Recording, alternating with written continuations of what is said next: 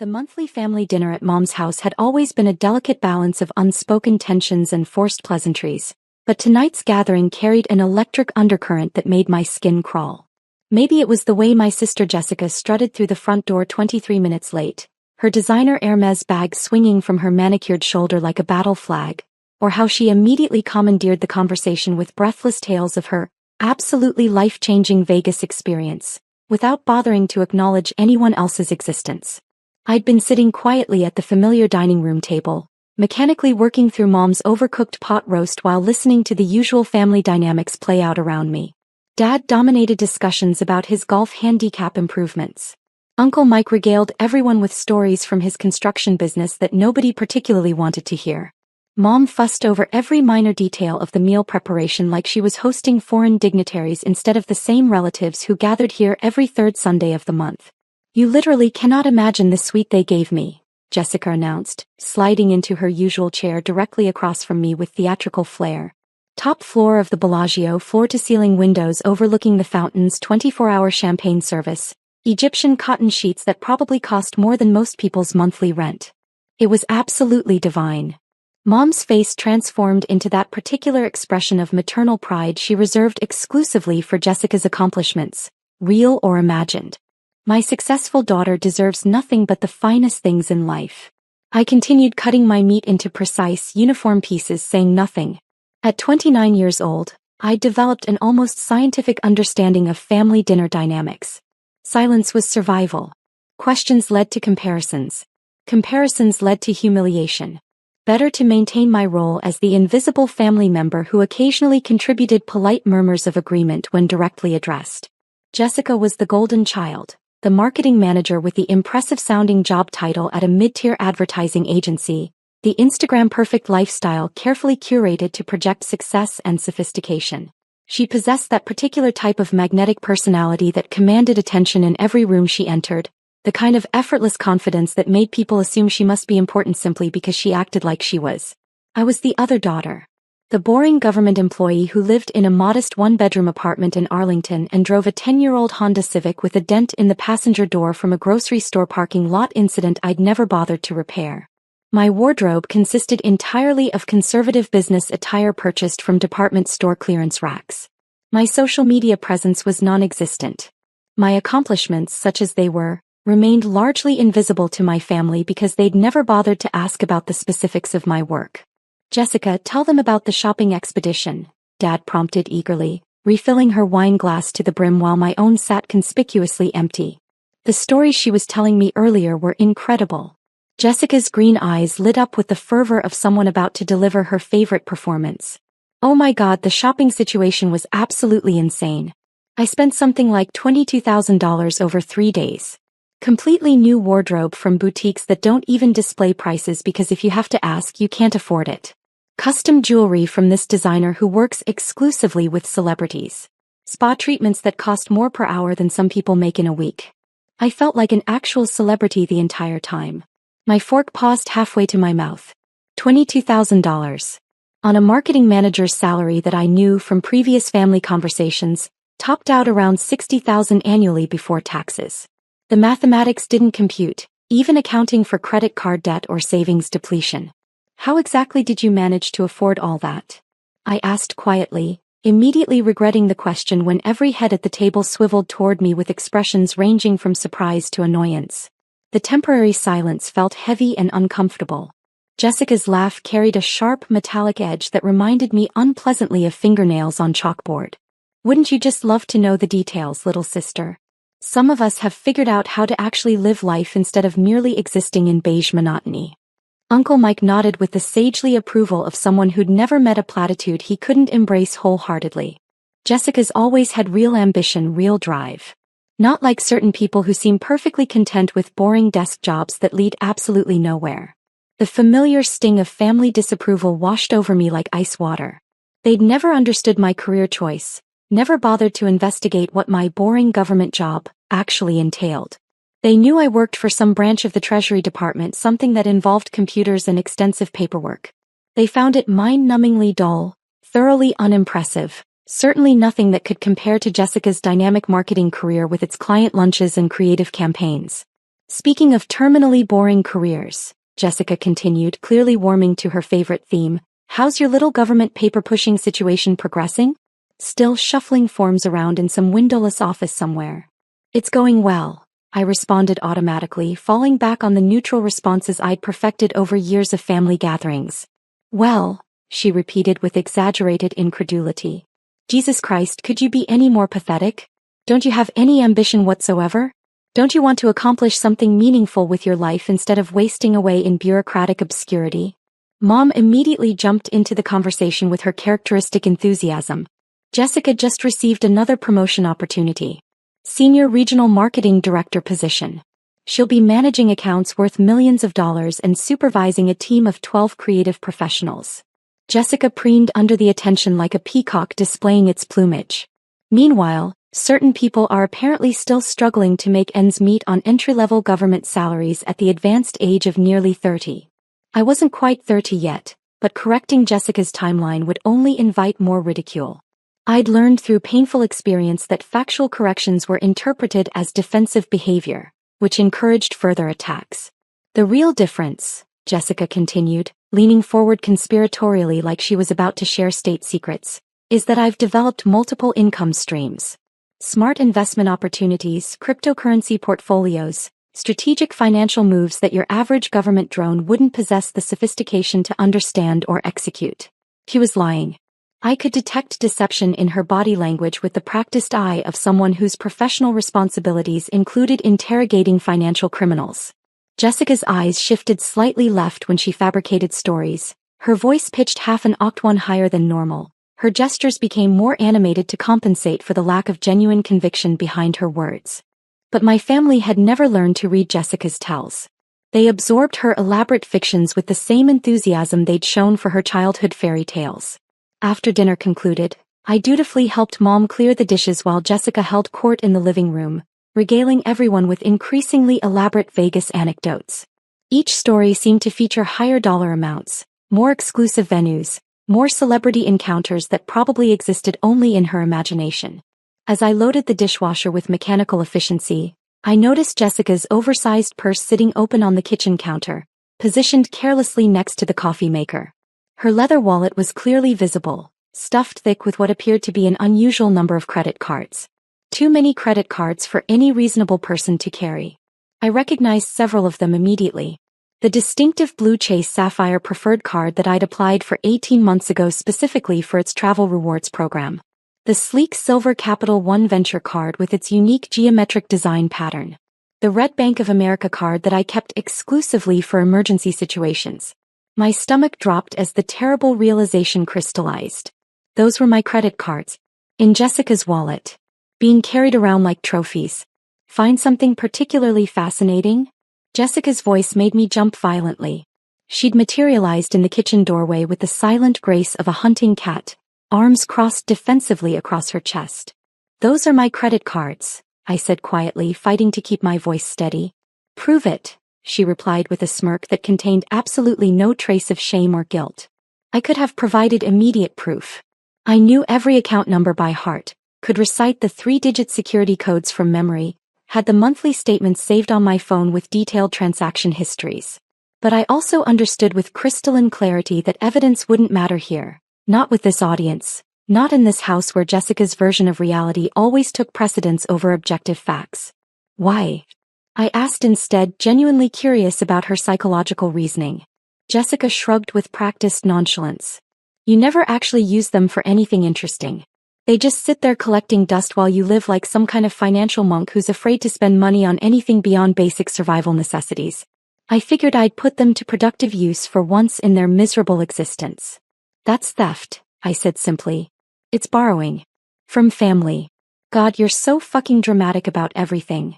She grabbed her purse with deliberate casualness and sauntered back to the living room, where I could hear her launching into yet another fabricated tale about private gambling rooms and complimentary bottle service.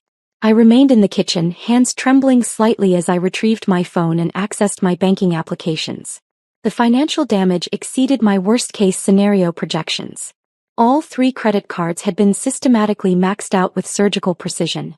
The Chase Sapphire Preferred with its $15,000 limit, showed a current balance of $14,847. The Capital One Venture card reflected $9,923 against its $10,000 limit. The Bank of America emergency card had been pushed to its absolute maximum of $8,000. $32,770 in fraudulent charges. All originating from Las Vegas. All processed over the previous weekend. I walked back toward the living room on unsteady legs, my phone clutched in my sweating palm like a piece of incriminating evidence. Jessica was displaying photographs on her iPhone to an appreciative audience. Images of the luxury suite, shopping bags from boutiques I couldn't pronounce, herself posing with cocktails that probably cost more than my monthly food budget. Jessica, I said quietly, interrupting her narrative about a private shopping experience with a personal stylist. We need to discuss something important. We're already discussing something, she replied without bothering to look up from her phone screen. About the credit cards. The living room fell silent with the abrupt finality of a theater curtain dropping. Jessica finally raised her eyes to meet mine, her expression shifting from casual amusement to sharp-edged annoyance. What about them? You stole them from my apartment. You committed credit card fraud. You need to immediately pay back every cent you spent. Jessica's laugh was harsh and ugly, devoid of any genuine humor. Or what, exactly? You'll run crying to mommy? You'll call the big bad police. I could feel the family's collective attention focusing on me with the intensity of stage lights, and their expressions told me everything I needed to know. Not concern about Jessica's criminal behavior, not sympathy for my position as a victim, but irritation that I was disrupting the evening's entertainment with my petty complaints. Maybe you should have kept better track of your personal belongings, Dad said with the air of someone delivering Solomon-like wisdom. This situation is partially your responsibility for being careless with important financial instruments. She took them directly from my apartment, I said. She used the emergency key I gave her 3 years ago when she was going through her divorce. Family members help each other during difficult times, Mom added with the tone of someone explaining basic moral principles to a confused child. Jessica will obviously reimburse you when her financial situation stabilizes. With what money? I asked. She just spent $32,000 that she doesn't possess. Jessica stood up abruptly, her face flushed with wine and righteous indignation. You want to know what your real problem is? You're pathologically jealous. You're consumed with bitter jealousy because I know how to embrace life while you just exist in your pathetic little gray world of rules and limitations. The room murmured collective agreement. Uncle Mike nodded with the gravity of someone who'd just witnessed profound truth being spoken. Aunt Linda made sympathetic clucking noises about the tremendous stress of Jessica's demanding career. $32,000, I repeated, as if the specific number might somehow penetrate their willful blindness. I maxed out your cards in Vegas, Jessica laughed triumphantly, pulling the crumpled receipts from her purse and waving them above her head like battle flags. What's a broke loser gonna do? The family erupted in spontaneous applause. Dad raised his wine glass in an impromptu toast to Jessica's boldness. Mom clapped her hands together with genuine delight at her daughter's spirited defiance of conventional limitations. I looked around the room at these people who were theoretically bound to me by blood, who were supposed to love and protect me, who should have been outraged by what had been done to me. Instead, they were celebrating my victimization, cheering for the person who had robbed me, treating financial crimes like entertaining dinner conversation. I said calmly, I'll file the report. The laughter continued unabated. They interpreted my statement as an empty threat, the desperate bluffing of someone who lacked any real power or authority. Jessica wiped tears of mirth from her carefully made-up eyes. File whatever pathetic paperwork makes you feel better, she said dismissively. Who's going to believe your sad little story? Who's going to care about some nobody government drone claiming her successful sister stole her credit cards? I didn't respond to her taunts. I gathered my coat and purse, said goodbye to absolutely no one, and drove through the darkness back to my modest apartment in Arlington. Once there, I sat at my small kitchen table with my laptop computer and began composing a detailed report that would change everything. What my family didn't know, what they'd never bothered to inquire about despite 6 years of employment, was the precise nature of my boring government job. They understood that I worked for the Treasury Department in some capacity, but they'd never asked which specific division. They knew my daily routine involved extensive computer work, but they'd never questioned what exactly I was investigating. I was a senior criminal investigator for the Financial Crimes Enforcement Network, commonly known as FinCEN. For the past 6 years, I'd been tracking money laundering operations, bank fraud schemes, credit card fraud rings, and sophisticated financial crimes that crossed state and federal jurisdictional boundaries. My specialty was following digital money trails through complex international networks, identifying patterns that revealed criminal enterprises, and building prosecutable cases against financial criminals who thought they were untouchable. Jessica had just committed multiple federal felonies against a federal law enforcement officer whose specific expertise involved prosecuting exactly these types of crimes. The incident report took me nearly 3 hours to complete with the thoroughness it demanded. I documented every relevant detail: the theft of the physical credit cards from my apartment using Jessica's retained emergency key, the precise dates and amounts of each fraudulent transaction, the admissions of guilt she'd made in front of multiple witnesses, her refusal to provide restitution, her explicit acknowledgement that the charges were unauthorized.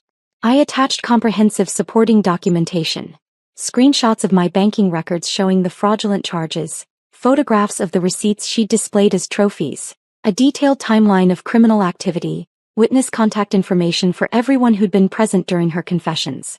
By Monday morning at 8:47 a.m., the case had been officially assigned to a specialized team of federal agents who handled financial crimes against federal employees. Not local police officers who might be persuaded to treat this as a family dispute, not state investigators with limited resources. Federal agents with unlimited jurisdiction and the authority to make arrests anywhere in the United States. Jessica's Las Vegas spending spree had crossed multiple state lines, involved numerous financial institutions headquartered in different states, and violated several federal banking regulations simultaneously. The charges would include credit card fraud, identity theft, conspiracy to commit fraud, theft from a federal employee, and interstate transportation of stolen financial instruments. The investigation proceeded with the mechanical efficiency of a well-oiled machine. Jessica had been remarkably sloppy in her criminal methodology, leaving a paper trail that a first-year forensics student could follow.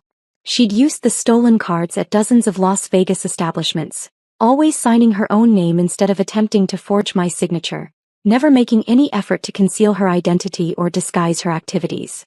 Her confidence in her own invulnerability had made her careless. My immediate supervisor, Deputy Director Martinez, called me Tuesday morning at 9:15 a.m. "This case is obviously personal," he said without preamble. It wasn't a question that required an answer. "It's also unambiguously criminal," I replied. "Do you want to recuse yourself from the investigation? Let another agent handle the prosecution." I considered the option for approximately 5 seconds. "No, sir. I can maintain complete professional objectivity. This situation is going to become extremely complicated when your family realizes who you actually are." He was absolutely correct. When the arrests happened, when the family finally understood that their boring government drone was actually a federal law enforcement officer with the authority to pursue felony prosecutions, the dynamics would shift dramatically. Wednesday afternoon at 2:33 p.m. my personal phone rang. Mom's contact photo appeared on the screen. "Honey, something absolutely terrible has happened to Jessica. Men in dark suits came to her office this morning. They arrested her in front of all her colleagues and clients. They mentioned bank fraud and federal charges. This has to be some kind of horrible mistake." "It's not a mistake," I said calmly. Extended silence. "Then, what do you mean it's not a mistake?" "I mean I filed a comprehensive report with the appropriate federal authorities regarding the theft of my credit cards and the subsequent fraudulent financial transactions." You actually called the police on your own sister?" "I contacted federal law enforcement regarding multiple felony crimes that were committed against me." "Federal law enforcement?" Mom's voice sounded faint and distant. "Sweetie, what exactly do you do at your job?" I'd been waiting 6 years for someone in my family to ask me that specific question. "I'm a senior criminal investigator for the Financial Crimes Enforcement Network, Mom.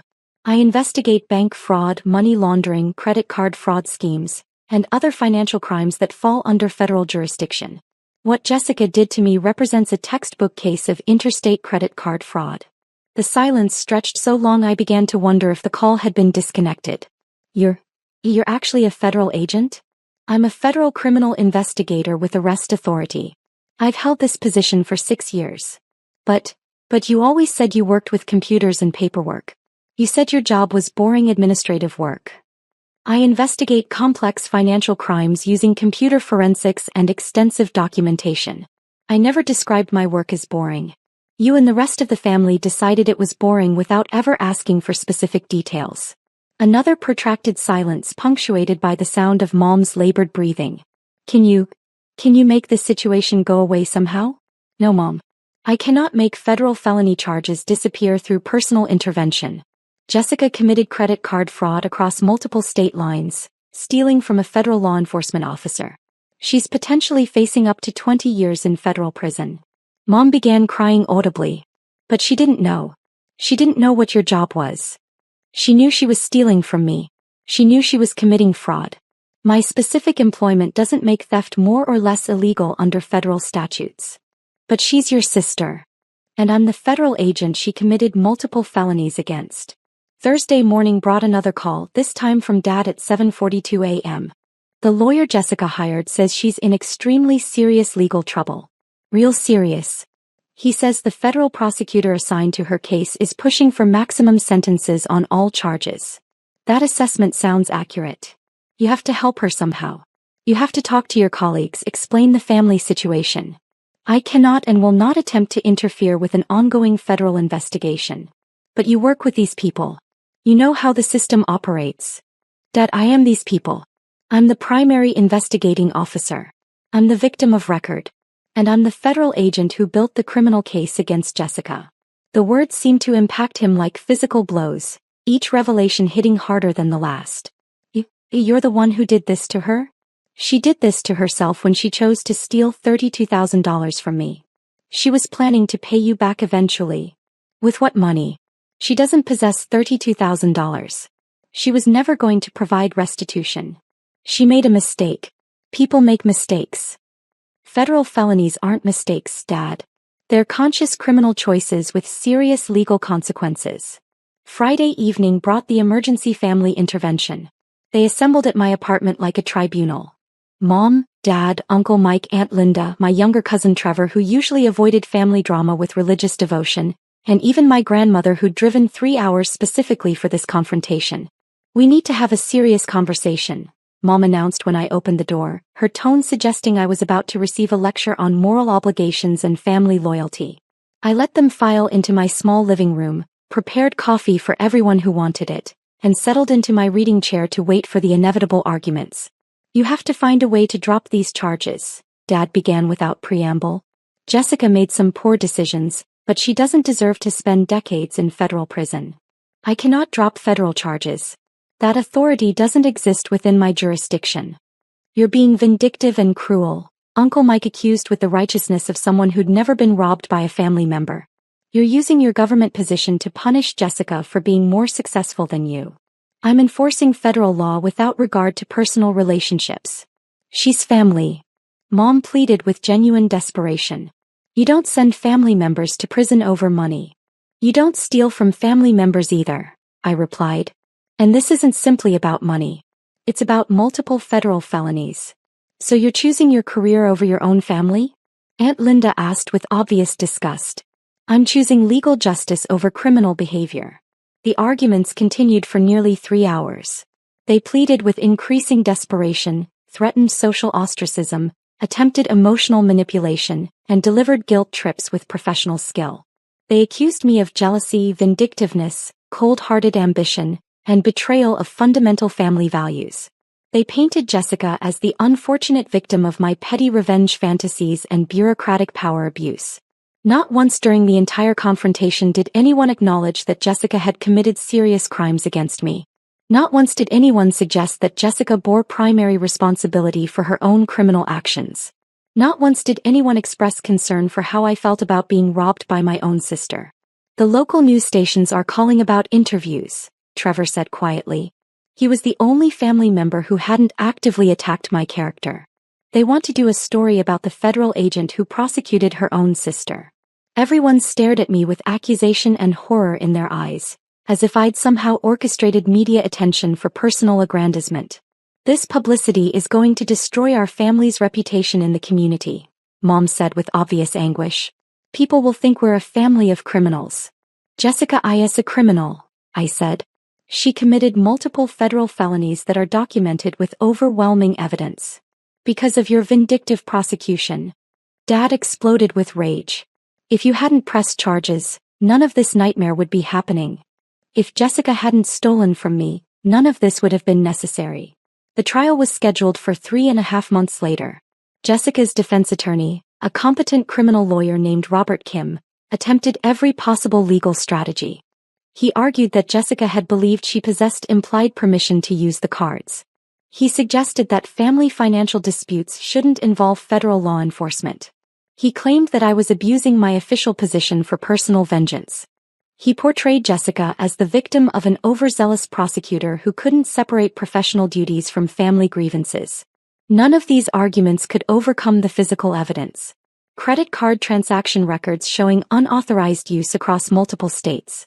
Surveillance footage from Las Vegas casinos and retail establishments clearly showing Jessica making purchases with my stolen cards. Witness testimony from the family dinner where Jessica had openly admitted to the theft and refused to provide restitution.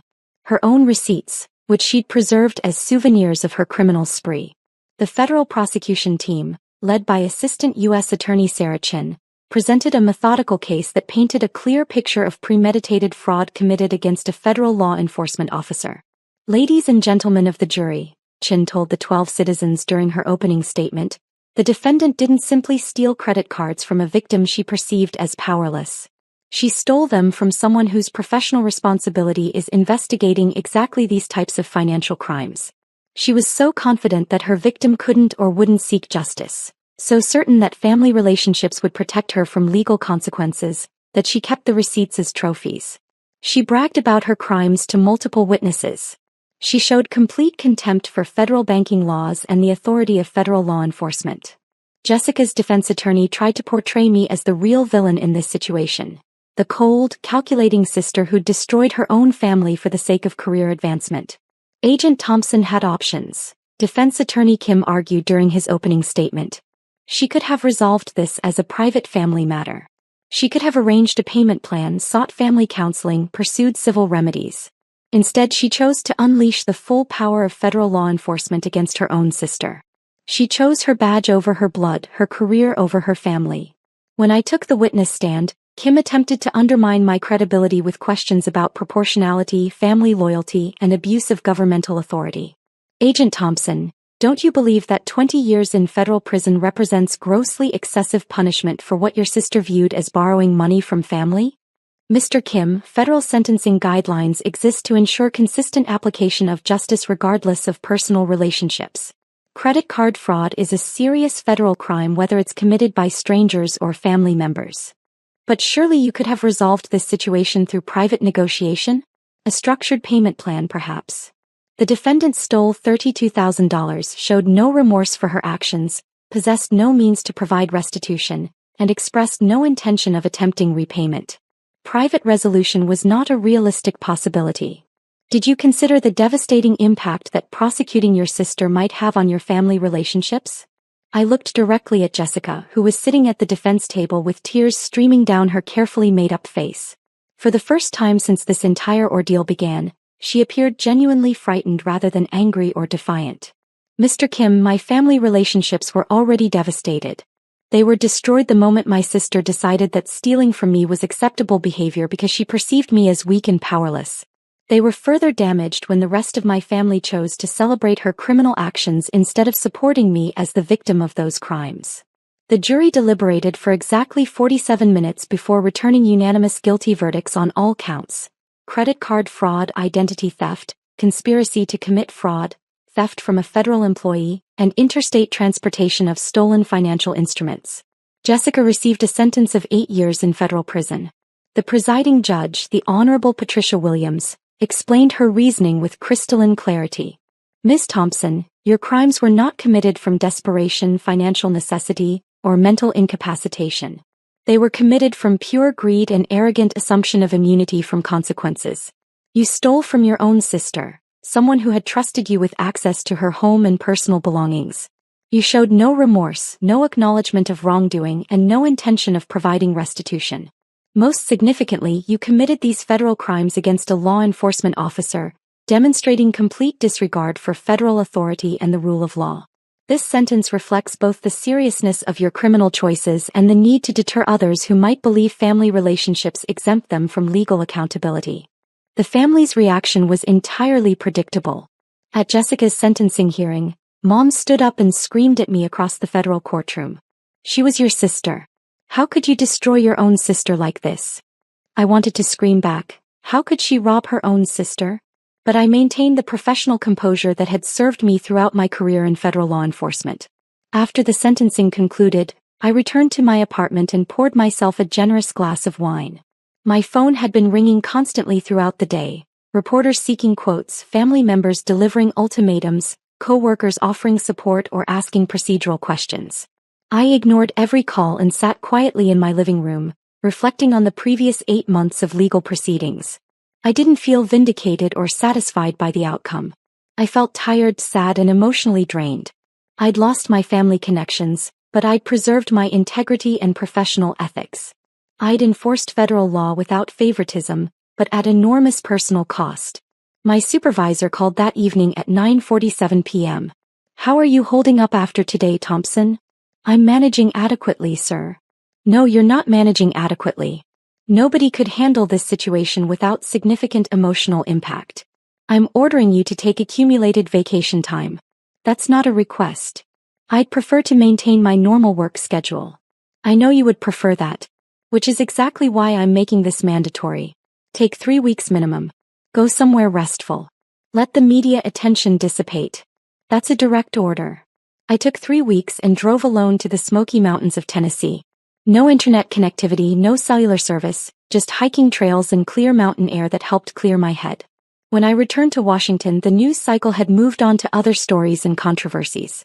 Jessica served 5.5 years of her 8-year sentence before being released to a federal halfway house.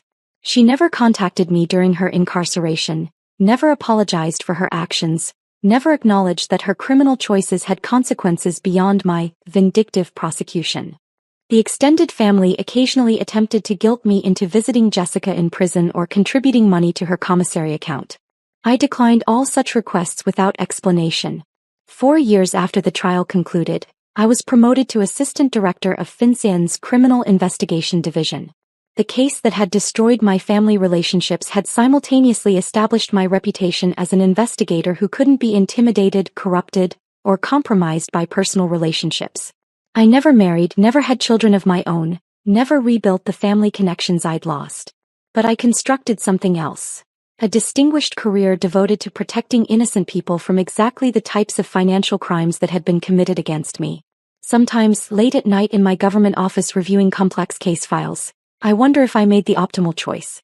If there was some middle ground I failed to consider. Some alternative approach that could have held Jessica accountable without destroying every family relationship I'd ever known.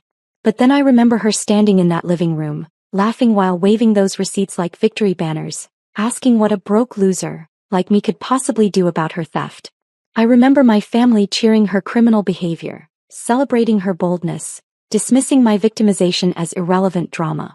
I remember the moment I realized that the people who were supposed to love and protect me had chosen instead to enable and celebrate the person who'd hurt me most. That's when I know with absolute certainty that I made the correct choice.